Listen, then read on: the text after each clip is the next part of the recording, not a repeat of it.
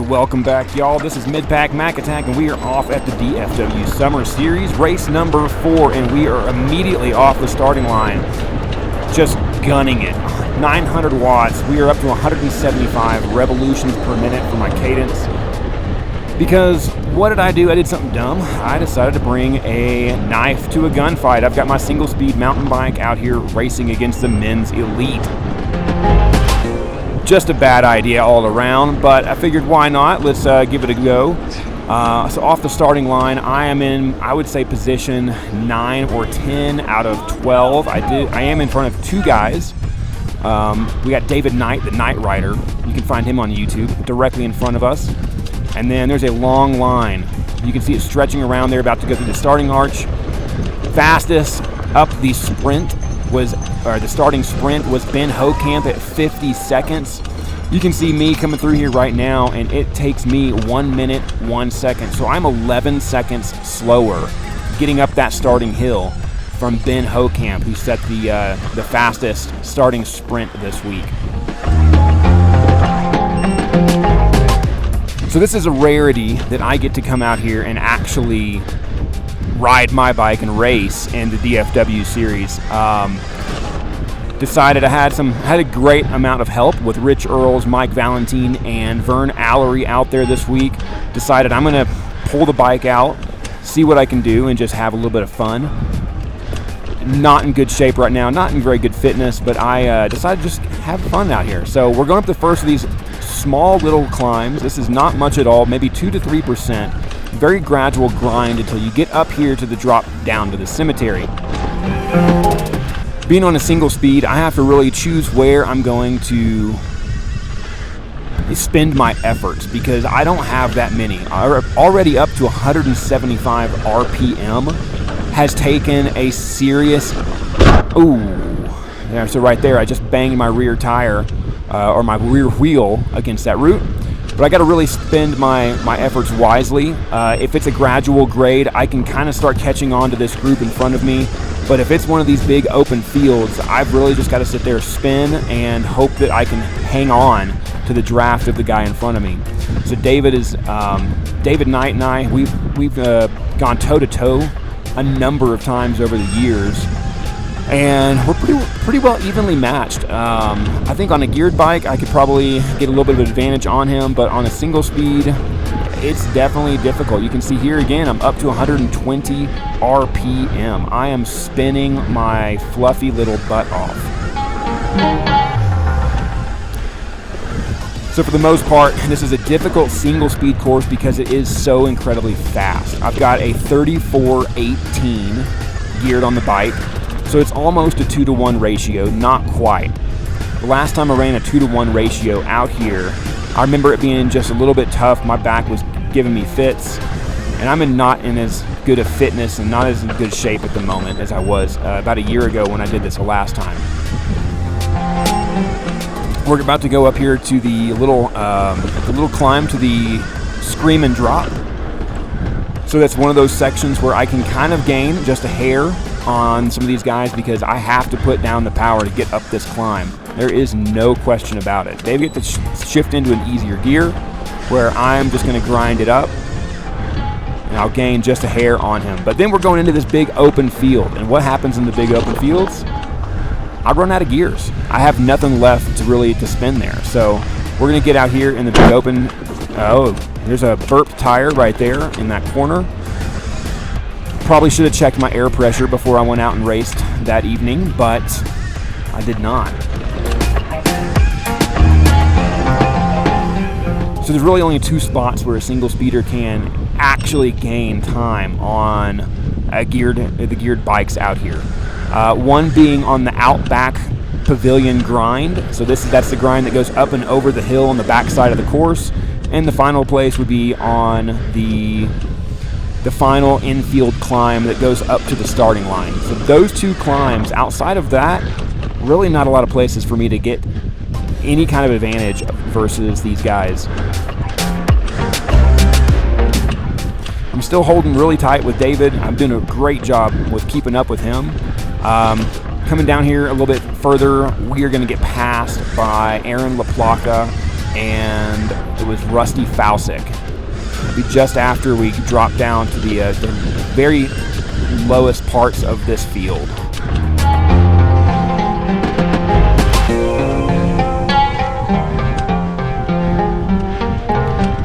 So my heart rate now is up to 166 beats per minute, and that is firmly in the warning zone. I can make it to about 165 beats, and I'm pretty comfortable. Once I get to 165 to 169, those warning lights are going to start coming on. And yes, I actually put a warning light in this video. So once you see my heart rate spike up to 166, there's a yellow warning light. But then, even more, there goes Rusty Falsick. We're about to have Aaron LaPlaca come by. But even more, once I get to 170 to 177 beats per minute, which I think is my maximum in this race, you're going to see a red warning light, because that means I am overheating and burning myself up. So here somebody made a quick little error coming over this bridge and clogged things up. Not a big deal. It's part of racing, you know. Sometimes you get behind somebody who takes a poor line, and you pay the consequences. If you don't want to pay the consequences of being behind somebody else, be in the front. And if you're not in the front, don't complain about it. This is a great twisty section here.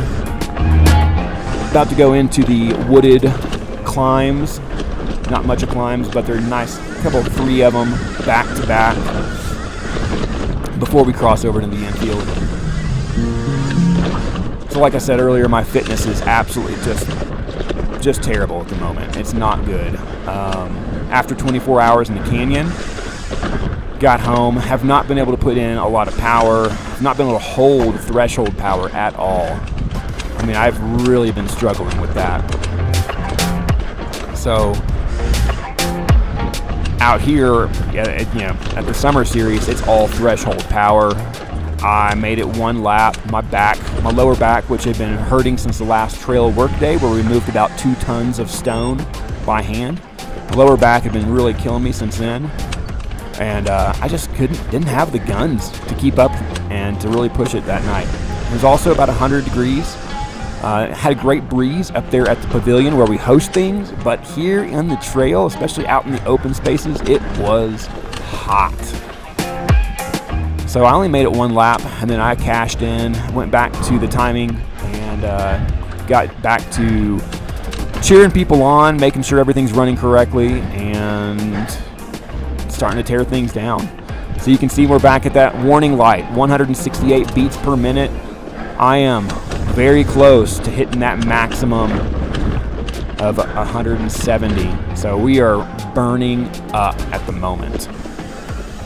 Aaron LaPlaca and Rusty Falsick have both passed through and passed me and David. We're just about to come up to the Outback grind. That's the little punch up and over the hill. So according to some of the charts that I've got, that does get up to about 10% grade, which is impressive. I did not realize it got that steep on that little section.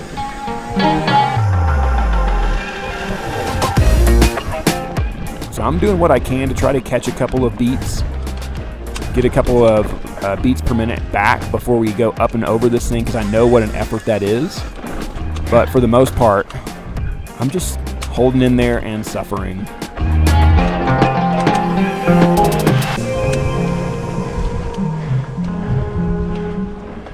I think my average cadence for the evening was about 75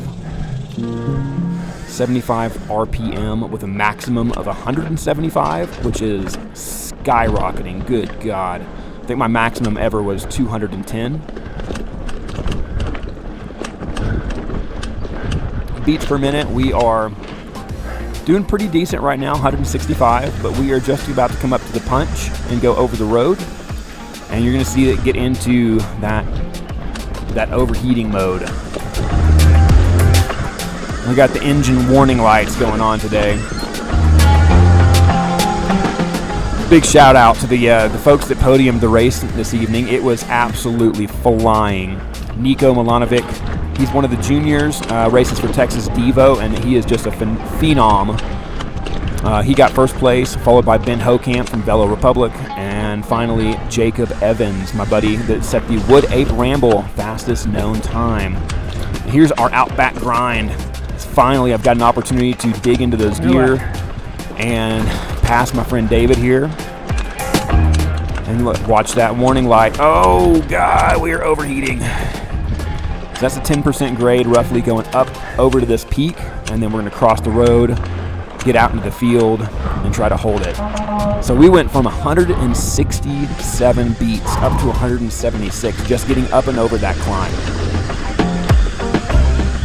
That is the worst, steepest part of the loop. It is such a gasser. So out here in the infield, the city of McKinney has been backfilling some of the ruts that have been so incredibly eroded over the years. This has needed to be done for probably 2 years at least. I'm just happy that it is finally being addressed, backfilled, and corrected. It does make for some really difficult racing because things are extremely loose, but not too bad overall. So I'm really not that far behind Aaron LaPlaca, Rusty Fausick. I just saw them pass by on the other corner there. But I'm out of gas, guys. This is, you see that red warning light next to my beats per minute.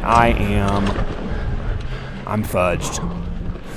So at this point, this is really where I was like, okay, I'm done. My lower back had tightened up pretty extensively, trying to gear up for a race in Breckenridge, Colorado the following week. I'm actually up here right now outside of Breckenridge in the town of Fairplay.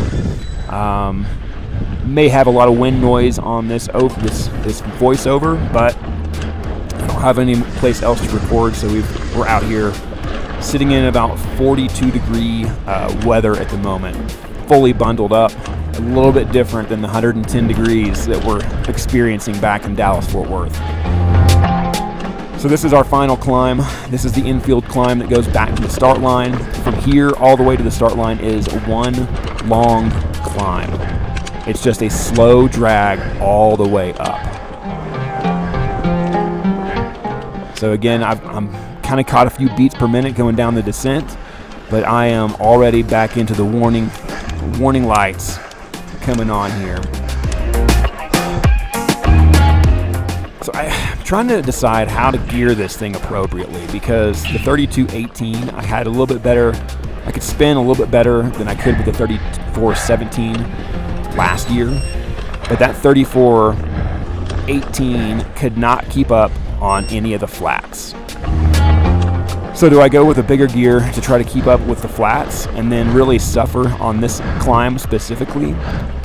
Or do you go with an easier gear to try to spin it up on these climbs a little bit better, but then you're killing yourself trying to hold a fast RPM on the flats? And I think, personally, the bigger gear and being able to rest a little bit on those flat sections is the way to go. But I'm hurting right here. 50 RPMs just to dig my way up this thing, and not even a lot of power. 150 watts. I'm bankrupt right now. Just dragging myself in like a dead cat. So congratulations to the guys who went out there and excelled in the heat.